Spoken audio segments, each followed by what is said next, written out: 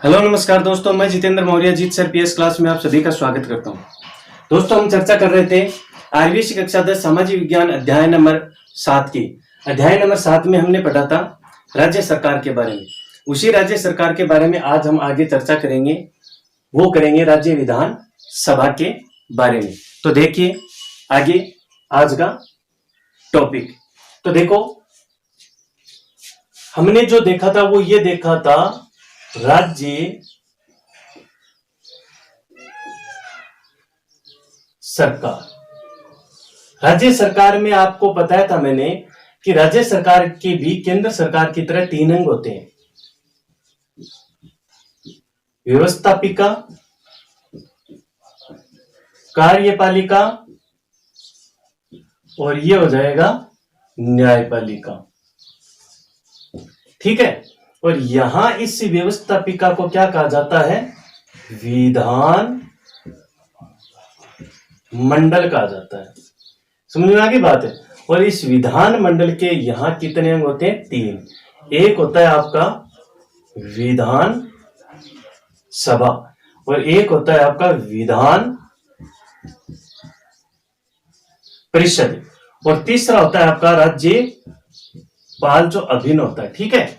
अब देखो, हम यहां पर क्या पढ़ेंगे? सबसे पहले हम पढ़ेंगे विधानसभा के बारे में। विधानसभा के बारे में हम क्या पढ़ेंगे? विधानसभा के बारे में हम पढ़ेंगे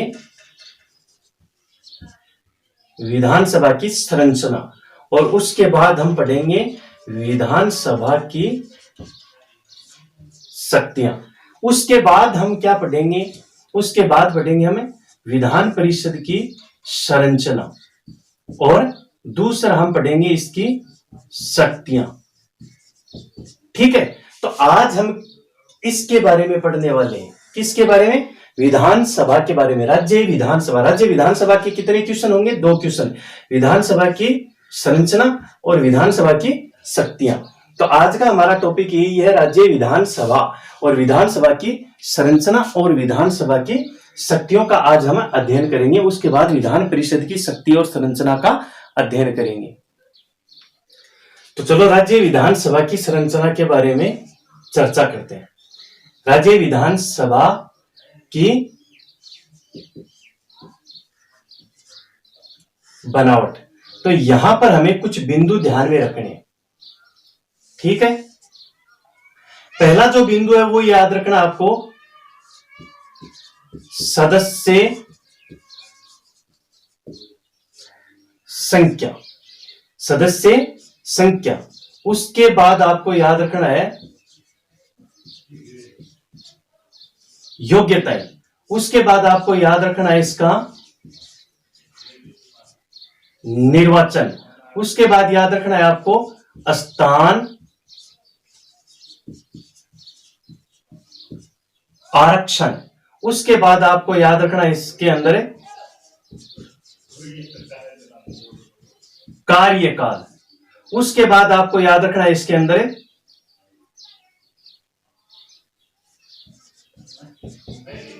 पदाधिकारी। ठीक है। क्या याद रखना आपको? पदाधिकारी। इस तरीके से और आपको इसकी संरचना ध्यान में रखनी है। राज्य विधानसभा की संरचना में 1 2 3 4 5 6 बिंदु आपको ध्यान में रखने हैं। 6 बिंदुओं में सबसे पहला बिंदु आएगा सदस्य संख्या। देखो, सदस्य संख्या की बात करें तो संविधान में राज्य विधानसभा की सदस्य संख्या कितनी होनी चाहिए, इसका कोई निश्चित प्रावधान नहीं है। संविधान में केवल 2 ही चीजों का प्रावधान है। अनुच्छेद 170 के अनुसार, अनुच्छेद 170 के अनुसार 2 ही चीजों का इसमें प्रावधान किया गया है। वो क्या है? वो है, एक तो अधिकतम सदस्य संख्या कितनी होगी और एक न्यूनतम सदस्य संख्या कितनी होनी चाहिए। बस इतना ही है। कितनी होनी चाहिए इस पर कोई चर्चा नहीं की गई है इसमें। बस इसमें अनुच्छेद 170 में यह बताया है कि अधिकतम कितनी होनी चाहिए और न्यूनतम कितनी होनी चाहिए। तो यहां अधिकतम बताया गया इसमें 500 सदस्य होने चाहिए। किसी भी राज्य की विधानसभा में ज्यादा से ज्यादा 500 सदस्य हो सकते हैं और न्यूनतम इसमें बताया गया है 60। किसी भी राज्य की विधानसभा में कम से कम 60 सदस्य तो होना ही चाहिए। लेकिन हमारे देश में बात करें तो कुछ अपवाद के तौर पर ऐसे राज्य भी हैं जिसमें सदस्य संख्या 60 से कम है। जैसे आपका गोवा राज्य, गोवा राज्य में सदस्य संख्या 40 ही बताई जाती है। तो ये अपवाद के तौर पर है, लेकिन अनुच्छेद 170 कहता है कि अधिकतम 500 होनी चाहिए और न्यूनतम 60 होनी चाहिए। फिक्स कितनी होनी चाहिए उसका कोई प्रावधान नहीं है। अब हम यहां पर यह कह सकते हैं कि जैसे राजस्थान राज्य की विधानसभा है उसमें कितने, उसमें है 200 सदस्य। कितने सदस्य हैं उसमें? 200 सदस्य हैं। आगे बात समझे। यहां पर एक बात हम और देख सकते हैं, देखो सदस्य कितने होंगे, किसी भी राज्य में सदस्य कितने होंगे वो उस राज्य की जनसंख्या के आधार पर निर्भर करता है। जनसंख्या के आधार पर निर्भर कैसे करता है कि राज्य विधानसभा का सदस्य है एक सदस्य, एक सदस्य है वो 75,000 आबादी, 75,000 आबादी का क्या करता है? प्रतिनिधित्व करता है। तो आप देख लो किस राज्य की कितनी जनसंख्या है, उसके आधार पर उसमें राज्य विधानसभा के सदस्य निर्धारित किए जा सकते हैं। योग्यता, योग्यता की बात करें तो आपको मैंने बताया था कि पंच से लेकर राष्ट्रपति तक 4 योग्यताएं समान रहती हैं। भारत का नागरिक हो, मतदाता सूची में नाम हो, पागल दिवालिया घोषित ना हो और किसी भी लाभ के पद पर ना हो। ये तो फिक्स है, ये किसी की भी पूछे। एक है वो बदलाव होता है उसमें, वो है न्यूनतम आयु की। न्यूनतम आयु, न्यूनतम आयु इसमें होती है 25 वर्ष, बाकी 4 तो सेम ही रहती हैं।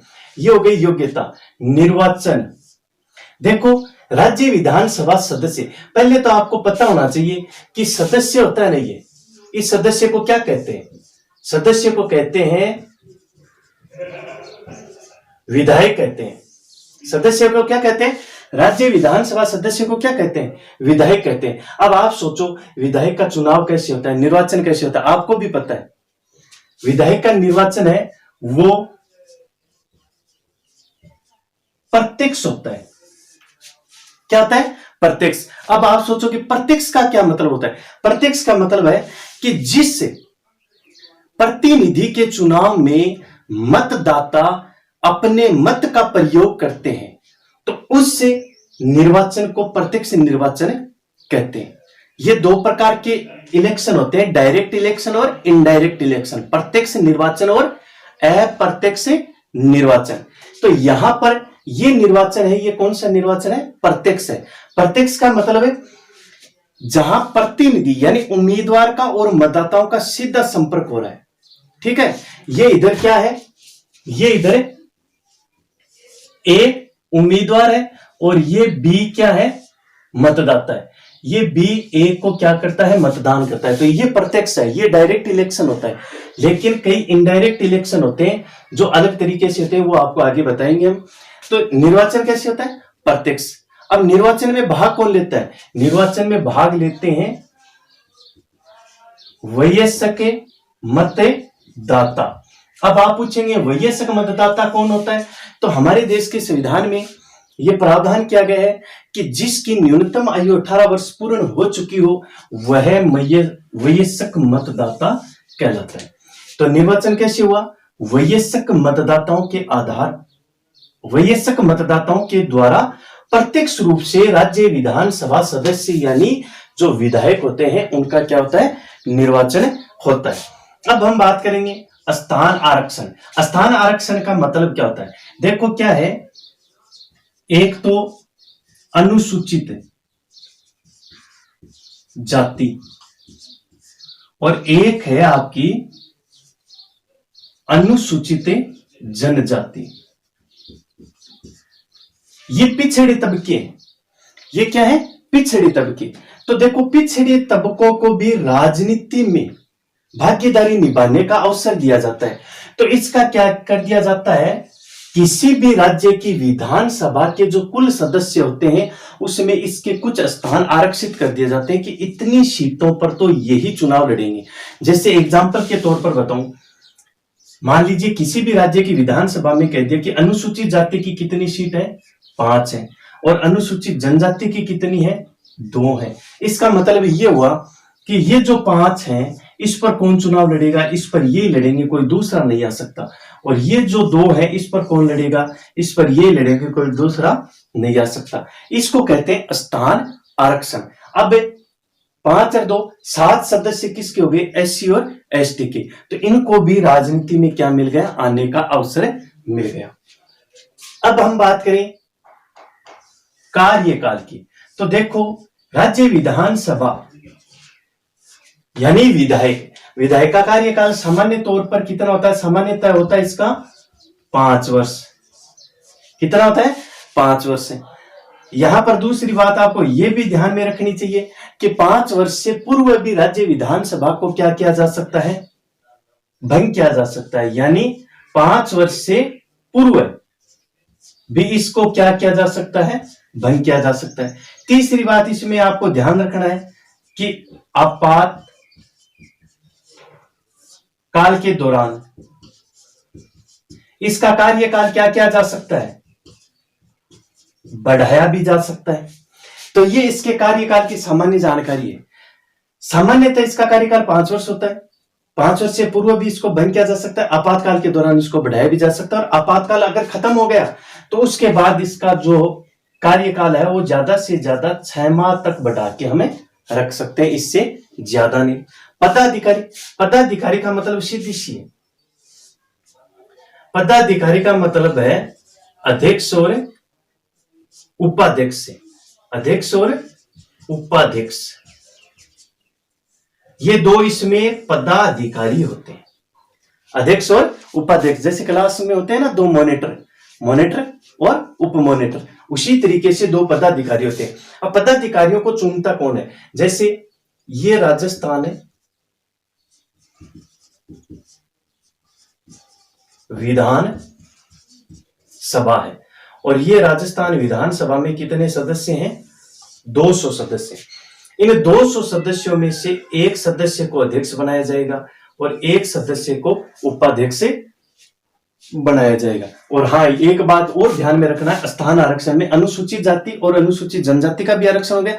और अगर राज्यपाल ये समझे कि यहाँ पर आंग्ल भारतीय समुदाय का जो सदस्य है वो भी चुना जाना चाहिए, यानी आंग्ल भारतीय समुदाय का प्रतिनिधित्व अगर पूर्ण दिखाई नहीं देता है राज्यपाल को, तो एक सदस्य आंग्ल भारतीय समुदाय का भी चुना जा सकता है। तो हम बात कर रहे थे पदाधिकारियों की।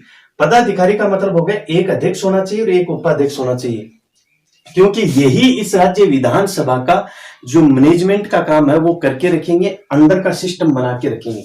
तो राजस्थान विधानसभा का ये एग्जाम्पल दिया आपको कि जैसे 200 सदस्य हैं, 200 सदस्यों में से हमने एक बना दिया अध्यक्ष और एक बना दिया उपाध्यक्ष। अब आप सोचेंगे बनाया किसने, ये 200 सदस्य है ना, ये ही क्या करेंगे, इसको अध्यक्ष और उपाध्यक्ष बनाएंगे, यानी ये अपना मतदान करके और इनको चुन लेंगे। और यही सदस्य इनको क्या कर सकते हैं, हटा सकते हैं, यही सदस्य इनको हटा सकते हैं। और इसका एक और है, ये एक दूसरे को अपना त्याग पत्र दे के भी अपने पद से क्या हो सकते हैं, मुक्त हो सकते हैं। तो ये पढ़ी हमने आज राज्य विधानसभा की बनावट। आशा करता हूं कि राज्य विधानसभा की बनावट आपको समझ में आई होगी। ठीक है, अगर आपको ये प्रयास पसंद आ रहा है तो आप वीडियो को सब्सक्राइब जरूर करें, लाइक करें और दोस्तों में शेयर करें। और स्टडी अंत से यानी फर्स्ट से अंत तक करें, शुरुआत से लेकर लास्ट तक वीडियो देखें। जय हिंद, जय भारत।